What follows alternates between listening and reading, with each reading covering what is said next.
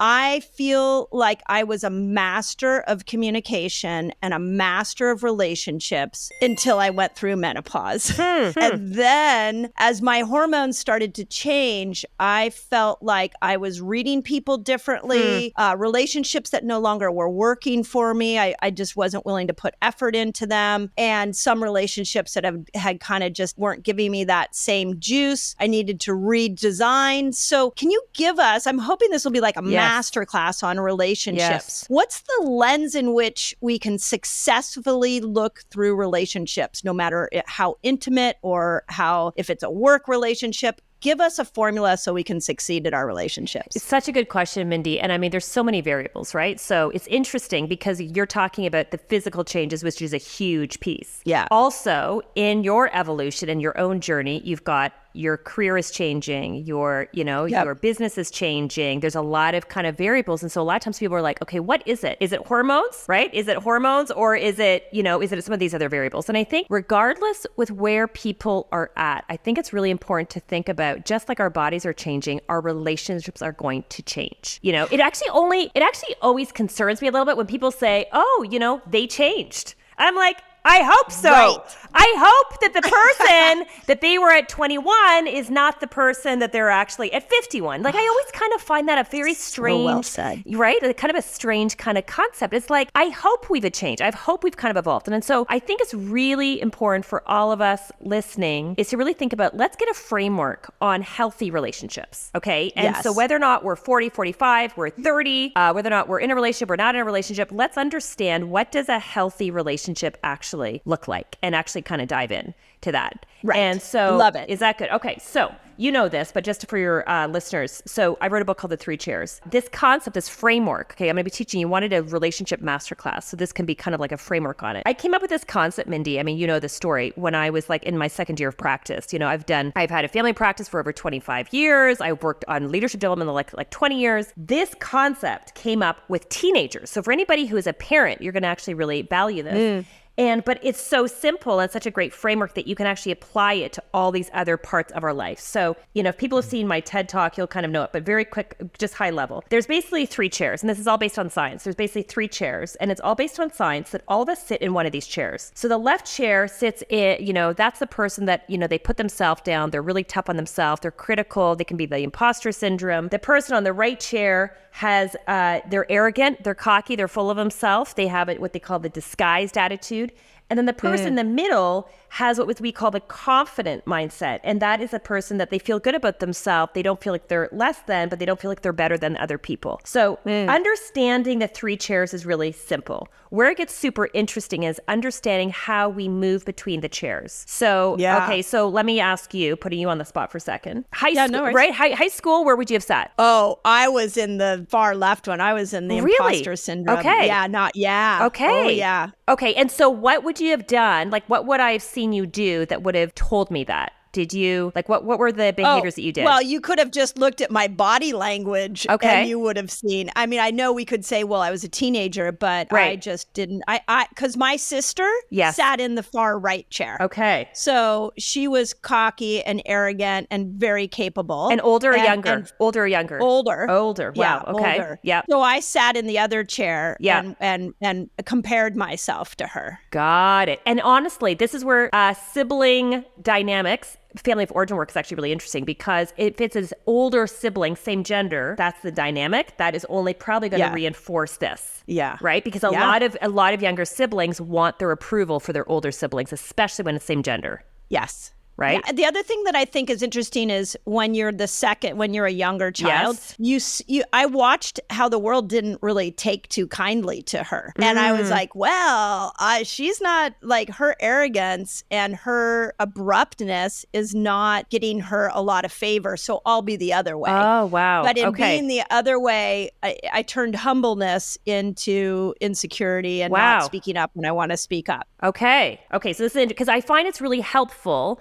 when I teach these concepts to teach the framework so we can kind of intellectually figure it out and then use examples so that we can actually figure out how this actually plays out. Okay, so then that's as a teenager. So then when you got into your 20s and 30s, when did you kind of move? What was kind of like your next kind of stage of evolution? This is such a great, interesting story. Do you know that literally it was the day I sat in an anatomy class? Wow. In college, I sat in an anatomy class, and on the very first lecture, I was so fascinated by learning human body anatomy. I never looked back, and I became obsessed with understanding the human body. And once I found that passion for learning the human body, I probably went into the middle chair. But I definitely came out of that far left chair of imposter syndrome. Wow. I had found my thing. So do you think that is for you, and this is, again, just the takeaways for your audience, are you thinking that finding your purpose helped propel you? That was one of the, because there's lots of different ways that people can move into different chairs, but finding our purpose and our goals and identifying our goals is one of the most effective ways to get to our middle chair. So I love the fact that you actually shared that. Okay, so that's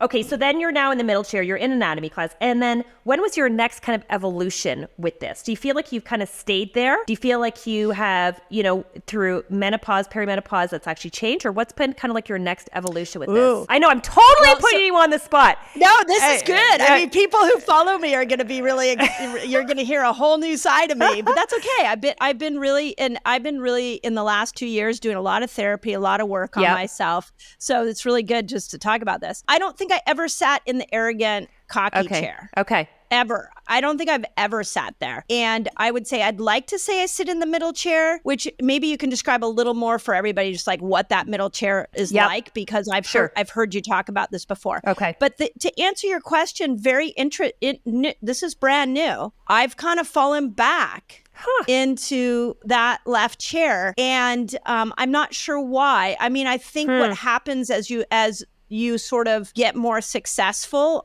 especially in this last year. We've had such a huge influx of opportunities, and there's like 350,000 people have already bought the book in 9 months. Wow. And like just the podcasts I've been on, there are moments of imposter syndrome. And it's a little bit like, wow, all I wanted to do was write a book to change lives. I had no idea the world would take it and fly with it to this degree. And so you kind of don't keep up with your own growth is sort of how I've felt it. Wow. Woo! Oh my God. There you There's go. The authentic Mindy. Wow. Mindy, I love that. So, okay. So just so I'm clear. So teenager, anatomy class, and then when you started your practice, you would say for the most part, middle chair. Middle chair. Yeah, so middle chair. Like you were saying that you said you were a master, because I'm just kind of like tying this all together, right? So you said you're a master at relationships, master at communication. That's the middle chair. And I'll come back and be kind of defining it. And then as you've kind of hit this next wave of success, you kind of like see yourself slipping back over there. Yeah. Yeah. Just because when things move really fast, there's a lot of change in your life. Things feel really uncertain and unknown. Now, I will say that the place that cockiness shows up for me, I'm just going to call it that, that last chair, is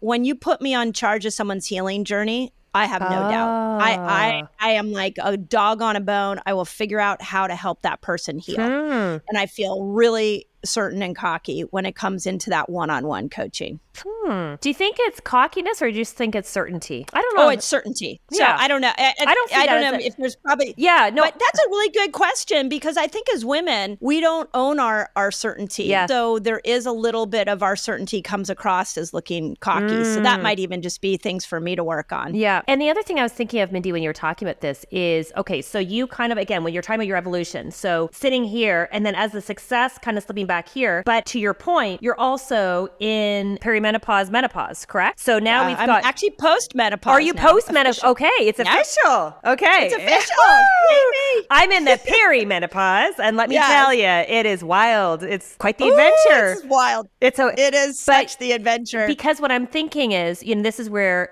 our physical changes are so interesting with our relationships and our mindset, is that when we're going through, I can only speak for myself, through perimenopause, everything is really heightened. My emotions are very heightened. The way I see things, like I'll interpret things, and my husband will be like, I really think they just meant this. Like, I think you're totally personalizing this. So like, I feel like, ooh, like I had this armor on before that I don't, like, it's like, okay, I need to reestablish. And that's where the physical part, right, kind of intertwines, right, with our overall mindset. So in answer, go ahead. Go ahead. Can I say something on Sure. that? Because I think this is a beautiful marriage between your work and my work. Yes. And this is why, again, people who have been listening to me on a regular basis, that they are going to sort of know what I'm about to say. And if this is brand new, hopefully this will enlighten you. But it is an armor that gets shed when we go through perimenopause. So we lose two key hormones. We lose estradiol and progesterone. But in the loss of those two hormones, we can lose serotonin, dopamine, acetylcholine, oxytocin, BDNF. Like, these are massive neurochemicals that stimulate our brain. So you do feel more sensitive. I remember going through periods in my perimenopausal years where I felt like paranoid. And I thought, oh my God, I never feel paranoia. So I think there's something really interesting about this 3-chair concept and learning how to move through it for the perimenopausal woman. Yes. Because we don't feel like ourselves because of the shedding of this neurochemical armor. Right. And I think that's so well said. And that, again, this is why I love that intersection of the work that both of us do, because, when you're talking about moving to that left chair and talking about the success, and the success would be for sure one of the variables, right? Like, there's lots of variables. That's one of the variables. And then we've got physical changes that are actually also happening as well. And so sometimes we're like, okay, what is it? Is it the success? Is it the body changes? Is it kind of a combination of both? I find a lot of times it's a combination of both, but regardless, we need to have tools, right? I mean, bottom line, I always want anybody that I'm speaking to, conferences, media, whatever, to make sure, okay, what are the tools that we can actually do to help? Yeah.